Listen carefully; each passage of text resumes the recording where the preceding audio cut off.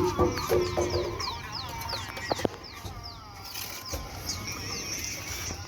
Bathroom हो गया। Kitchen आगे के